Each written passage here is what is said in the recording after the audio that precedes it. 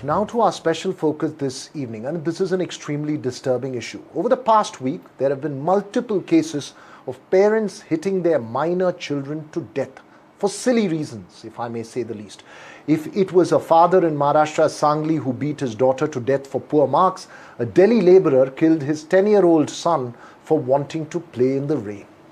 Heartbreaking incidents, Veera, and these would be murders, and they raise very disturbing questions, and not just about these incidents alone that have been reported, but the larger question is about the use of violence and physical force while raising children. Sometimes it gets too far and does enormous physical and emotional damage to both children. That's right, Vasudha. Joining us this evening, noted psychologist and author Aarti Rajaratnam, and also the president of India-wide Parents Association, Anubha Srivastav Sahai. Aarti, first to you. There is a generic social sanction even now that parents can hit children to discipline them. Not just parents, even teachers. They can discipline them by hitting them, and that's the deep concern and perhaps the core in such cases. See, if you really look at it, corporal punishment, as per the Human Rights Commission, is punishable. But however, in India, we don't have,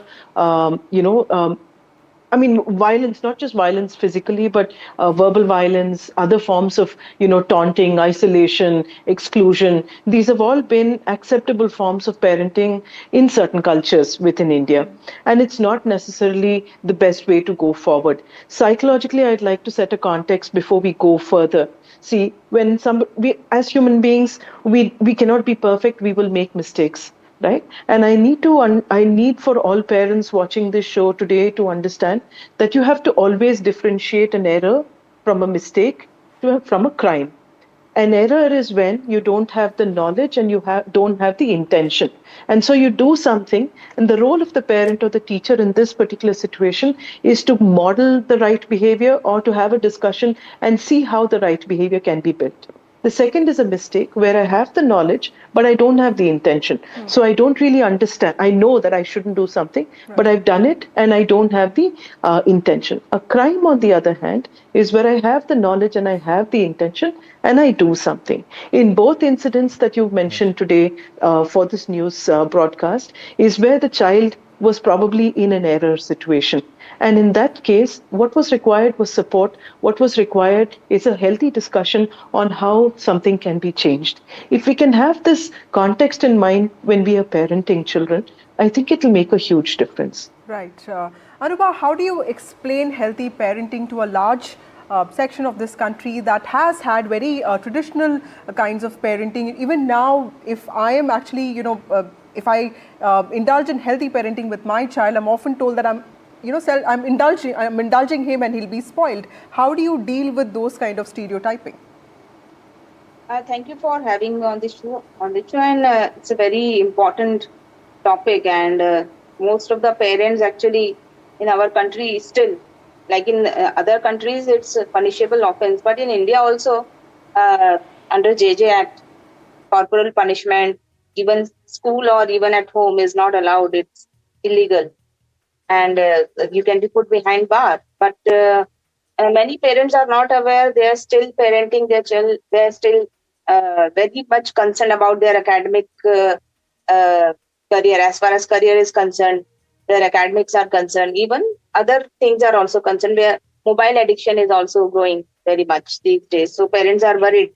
But this is not the way to handle such situations. So I think many parents, some of the parents definitely they do understand what all the children are going through because of so much of competition, and many children are under a lot of stress.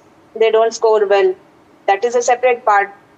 And this mobile addiction is also a new thing because that has come after apart this COVID. From mobile addiction, ma'am, there is also another issue, and I think Vasudha and I as parents, we struggle with it, guilty as charged in some cases, at least for me, Vasudha. There's also a generational challenge, Dr. Aarti. Very, very briefly, there's also the question of children speaking back, and there is a generational difference in terms of how you are with your parents. And that's something that's also a major challenge, especially in urban households in terms of parenting. Very briefly, Dr. Aarti.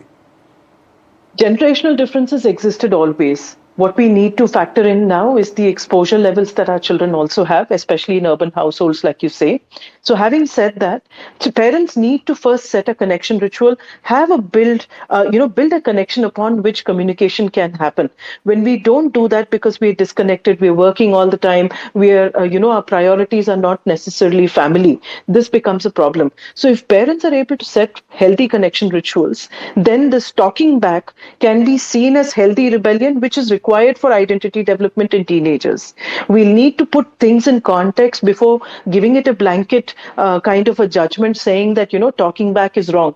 Why is the child having to raise his or her voice? Because they're not feeling heard otherwise. So it's very important for us to build a connection ritual, then build communication upon that for making it possible for long-term change in anything, especially in the parenting equation. And that's very important. Right. Thanks very much to the two of you for joining us here. Vasudha, extremely difficult task parenting is, but these incidents obviously resulting in a lot of disturbing trends. Absolutely.